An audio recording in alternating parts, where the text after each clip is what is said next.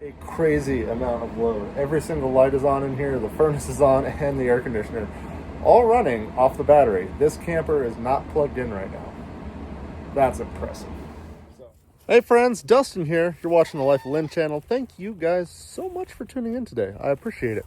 Today we are exploring a couple things, doing some upgrades, but first a catch up. You know, it's been in the 70s, it's been pleasant, but now we're in December and it's been single digits in the morning and quite chilly. Today is actually decent. The wind's not blowing and it's like 28 degrees, so we'll take it. But been doing some remodeling. You know, took the old chicken coop apart and punched a hole through it and extended it another 8 feet that way, because you know, more animals and you got to keep them from freezing. It has been busy. So today we're doing some upgrades to our $2,800 fifth wheel, which is basically our home away from home, our home on wheels. Take this thing to the lake or, you know, out camping or whatever. This is a little bit bigger than my smaller RV projects that get a little bit further back in the woods, but you guys remember this one, you know, the disastrous mouse-infested $2,800 Giaco Eagle. This thing has been doing fantastic. It's fully upgraded now. If you guys haven't seen the remodel videos, check those out. It turned out really good. It's got full solar on it now and even a DC air conditioner up front. So this baby's ready for off-grid. One thing I definitely need to do is upgrade the lead acid batteries in this thing, because I already have a Renogy charge controller for my solar that's capable of doing lithium, and same thing with my power inverter for the camper there. It's also able to do lithium batteries. So we really need to upgrade to lithium batteries, and Renogy is coming in clutch to help us out today. Let's jump inside the camper. I already got the batteries there, and unbox these bad boys and see what we got. All right, guys, don't mind the mess in this old rig. It's a 2006 after all. And also, I use this as my winter storage for all my rental campers. So all the bedding and stuff from the rental campers is all boxed up in here because, you know, it's wintertime. Not going camping anytime soon, and my rentals aren't going out, so not a problem. But guys, look, got this nice, you know, kitchen area here. Already got Renogy hardware hooked up. And we need to get rid of these lead acid batteries and hook up the proper stuff. And Renogy reached out with these new semi-solid state lithium batteries. This is the new Pro Series. They are lighter. They perform better. They are fantastic. We're going to crack them open today and see what we got and install them. Should be a pretty good time. We're going to test these things out here in the cold. Pretty light. I can pick the whole battery up inside a plastic bag with one hand. So way better than the lead acids that are in here. And these are a couple steps better than the normal lithium batteries that you guys will be able to get online. These just came out, and we're going to go over the specs in just a minute. All right, got the batteries unboxed here. Let's take a look at the specs real quick. You guys can pause and take a gander if you want, but essentially 12.8 volt. These are lithium iron phosphate batteries. And they are way cooler than your generic one that you would get off of one of those websites out there. But let's take a gander. First of all, yeah, that's metal. This is not a plastic case. These are heavy duty. They are meant to be bolted in place. So no longer do you have bungee cords and whatever else holding your batteries in place. These ones will bolt down to anything at any angle, even upside down if you want.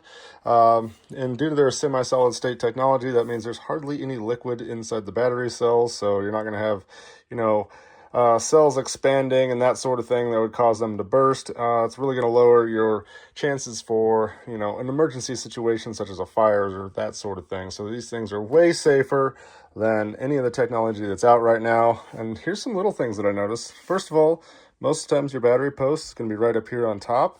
You know, that way if something metal slammed against them, they'd short out. Of course, the BMS that's inside this, if there is a dead short, the BMS just shuts the battery off. So, you know, you're safe there. But look at this. You come across, oh, your terminals are down here. A couple other things on here. Look, we got our Bluetooth antenna here. And then we have our little link ports because these batteries do link together. That way they can talk to each other about where their cells are at and make sure that both batteries are charging at the same rate, even if one might be charging a little bit better than the other just because, you know, maybe it's pulling more or whatever else. They can self balance their load. So these things are supposed to come, I think, between 70 and 80% charged. We should be able to see that here on the old multimeter. Grab a terminal. Yeah, 13.16. Yeah, so 80% charge would be like about 13.2 volts on this. So yeah, we're right at like 78% on that one. And pretty close to the same on that one as well. So fantastic. They're about 80% charged. Clearly, both of them have voltage, so we're ready to slap those guys in there.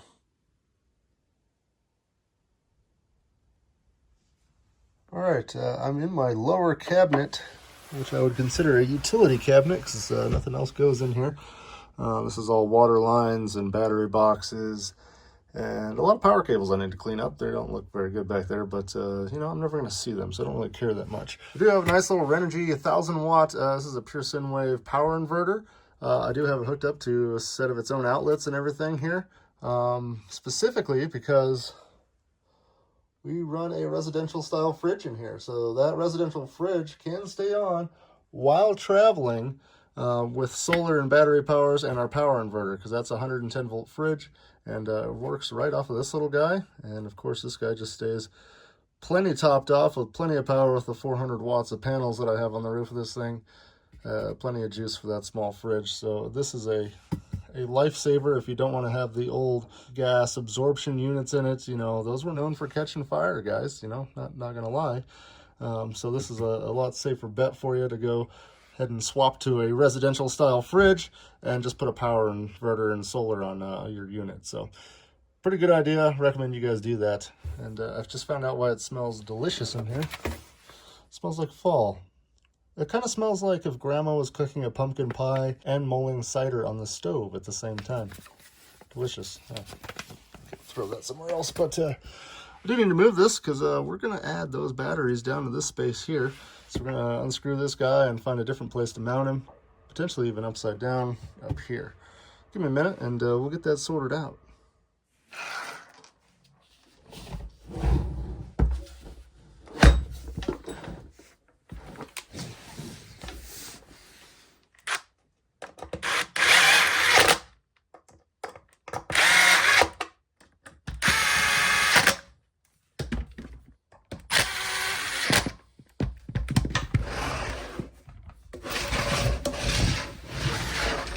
All right, as you can see, this guy's going to fit in there probably pretty well. But I do have to take apart some wires and stuff to move things around and get this situated and make it look a little bit nicer anyway. So we got to disconnect some stuff, which means goodbye lights. So I got to go outside. I'm going to unplug the camper, and we're going to disconnect the battery that is hiding that plastic box over there, because we need to get those battery cables out and inside. And of course, if we're disconnecting our battery, we got to disconnect our solar as well. So got a couple things we got to take care of real quick for safety. Once we get down to 0 volts on everything, then we can rip everything apart and get these guys installed. Then we're going to test these things out because it is cold. It's been incredibly cold here.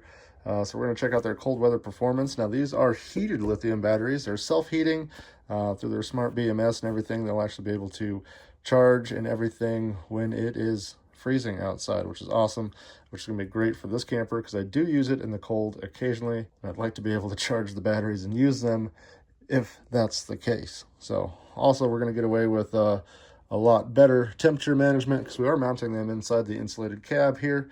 So that's going to help keep these things at a good nominal temperature. So that way they last a very long time. Speaking of lasting a long time, 10-year lifespan and 6,000 plus cycles. Those things are going to last a long time in here. All right, on the outside on this camper, typically these batteries will be stored in the front area. For some reason, right here on the side of the old 325 BHS was where they decided to put a single lead acid. And it's as you can see, it's packed in there. It's not pleasant to get out. Anyway, we can at least disconnect here, and then we'll worry about what to do with this later. All right, battery's out, and I've decided to make a change of plans. We're going to take the old screw gun here, zip this ugly battery box out of the side of the camper, And while I don't have anything to cover this back up with, I'm going to take the door off of it, tape up all these holes, and essentially just put the door back over it with maybe a piece of foam, you know, insulated foam and tape over here to cover this up, because look at all this wasted space. I'm not going to put a battery back in here. And judging by the amount of flies in here, that's probably how they were getting in the camper. Yeah, you know, they're small. It's tricky. And October, they get cold and try to get in every little crack. So there's always flies everywhere. Because, you know, cows,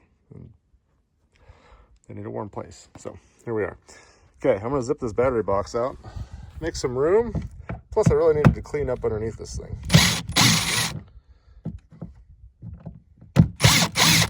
Here, guys, look. 2-inch, fully box welded aluminum frame, vacuum bonded walls, real plywood in the floor. Yeah, she weighs 13,000 pounds, but man, it's heavy duty. A real home away from home. Trash lady dropped some trash. Anyway, I'll seal this back up later, but for now, it's going to let light into where we can hook up our batteries and actually see on the inside. You know, since we got no power, it's a little dark, but now I can see a little bit. We got tons of room underneath this cabinet here for our battery install, and then we'll also, you know, get these guys mounted up to make this look a little bit nicer, because the wiring mess is pretty bad looking. We're going to fix this up.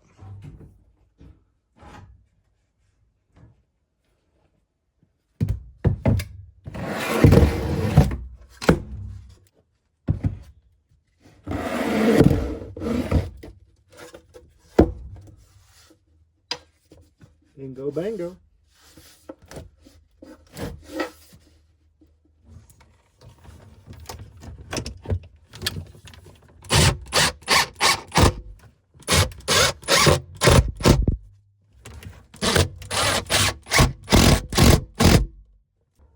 Well, I can't believe it, but I just squeezed 240 amp hours in this tiny little spot back here. Fantastic. Plus we got a little bit of airflow above it. It's going to come out through the cabinet door here. I'll put some vents in it. It'd be fantastic, because we got to keep that guy cool as well. Well, friends, since this thing was already wired up with another battery, it's not going to be too much for us to add 2 more. Now, I am running these 2 batteries together here, and I'm going to be running them as parallel. That means positive to positive, negative to negative. Essentially, the voltage will be the same. But we're going to double our capacity. That's going to give us a ton of amp hours, be able to go a really long time. So you do want to use very thick gauge cable for this. Check your manual for your specific battery that you buy and see what they recommend.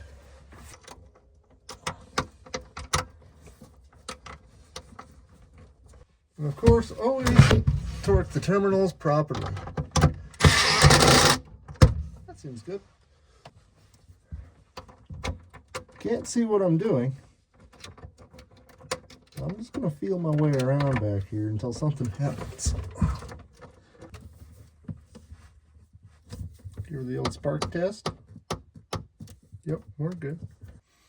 Even with everything off, we're definitely going to see some sparkles here, because I do have the power inverter and everything else on these ground lugs. So when those capacitors go to fill up, you know, we might see a couple sparkles here. Always use caution. Know what you're doing. Follow all the instructions, use the proper wiring gauge, and of course, fuses and breakers where you need them.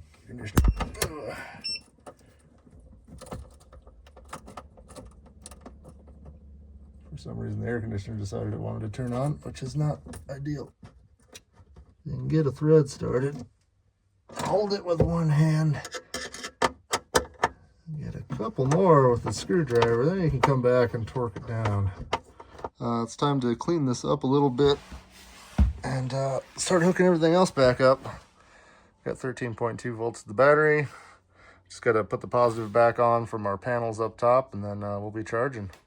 Got a minor mess to clean up still. Got a couple wires to pick up back there, but everything is installed and hooked up. 13.2 volts at the batteries right now. We are charged and ready to go.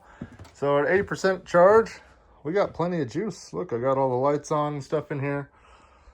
Now we're going to try to put these things to a real good test. I have a 12-volt air conditioner installed in this thing, and we're going to fire it up in the middle of winter and see what happens. Let us see. On. Let's turn the temperature down as cold as it'll go. 61. 61 looks like it's going to do it. All the electronics in the blower are going on the air conditioner right now. Once the blower gets up to speed, it lets the compressor kick in. Although potentially, it's so cold in the camper that the thermostat's not going to trigger the AC to turn on. So we might have to run the furnace and the air conditioner. Okay, this is ridiculous. I have the furnace on to get it warm enough in here to turn the air conditioner on. All the way down. Cool. Turbo. Oh, I just heard the compressor kick in. 12.9. Not bad. Look at that. We're still almost 13 volts and we're pulling, well, a ton of amperage right now. I don't have my amp meter out, but I can tell you that thing's probably pulling 60-ish amps. Plus we have the lights and the furnace on right now. All of them. Running off of this set of batteries. Man, they are doing a phenomenal job. I think we got a little bit of solar trickling in. Yeah, it's cloudy outside. We only got 2.9 amps coming in from the solar panels, so not a ton. We're basically seeing actual battery voltage there. That's impressive. Well, friends, there you have it. If you got a van life or RV life or, you know, whatever sticker on your thing and you use these things a lot, I highly recommend you guys ditch those old lead acid batteries. I'll be honest with you, this test that we're doing right now, I did with the lead acids. Even when plugged in and having the power converter shoot power into that thing, we were dropping down to the low 12.1, 12.2 volts when the compressor would turn on this air conditioner. The fact that these things haven't dropped that much voltage, and I'm running a crazy amount of load. Every single light is on in here, the furnace is on, and the air conditioner, all running off the battery. This camper is not plugged in right now. That's impressive. So, real world testing, guys. There it is for you. I don't take them apart and do all the nitpicky stuff. This says grade A on it. It says it's good for 6,000 plus cycles, and that's at 80% degradation, which is great. You can draw these things down all the way down to 20% and all the way back up again 6,000 or more times. It's got Bluetooth. You can connect it to your phone, check the state of charge for your batteries, watch your solar come in. All the Renogy stuff will link together now. You can watch everything remotely, you know, even inside your own house. Check the batteries in your camper. Or if you live in one of these things, it's a great idea to keep an eye on your stuff. This is going to be fantastic and a game changer for taking our home on wheels out off the grid. For that, I'm very excited. I'm going to touch on a few things with these batteries real quick. They are the new semi-solid state Renogy lithium batteries. Because of that semi-solid state where there's hardly any liquid in the battery to freeze and expand, it makes them way safer, less likely to catch fire. These ones also come in that heavy-duty aluminum case. That's going to protect all the battery internals and give you a ton more mounting options because you have an actual shell around the battery cells, and you're going to be able to mount that thing, bolt it to anything with the included brackets. Also, as we talked about, they're self-heating. You can use them in the winter. They'll still hold a charge. They will still discharge like they're supposed to. You don't have to do anything or turn anything on. The battery automatically does it for you. They are IP67 rated, so they are puncture and fire resistant. These things are much higher quality than the older lithium batteries out there. And not only do these Pro batteries work great inside our unit here, but they also have an ultra slim version. Check it out on the Renogy website. The ultra slim version is great for mounting literally to the side of your wall and like your Jeep, your off-road rig that you're using for overlanding. They can mount underneath the seats. As you can see, these Pro series here mounted easily underneath my cabinets, and they can even be mounted on their side if needed. So these aren't just your run-of-the-mill battery. These things are designed for being off-grid in your RV. It's going to be perfect for that, guys. Guys, I got a link for all these products over at Renogy down in the description, so you got to check it out. And of course, we're coming up on the holidays, so if you got an RV guy or gal in your life, you might consider something like this, because this would be a substantial upgrade for them. Guys, that's all I got time for today. I got to get back on some other projects before it gets cold. But now, I got a warm, well-lit camper with tons of power without even being plugged in. So, you know, if the grid goes down, I'm going to live out my camper. Thank you guys so much for watching today. God bless each and every one of you, and I hope you guys have a Merry Christmas if I don't see you until after the holidays. Spend them with your family and enjoy it. And I will see you in the next video.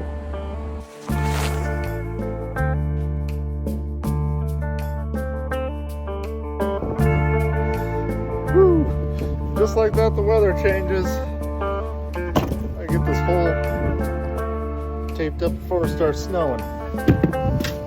We'll see you in the next one.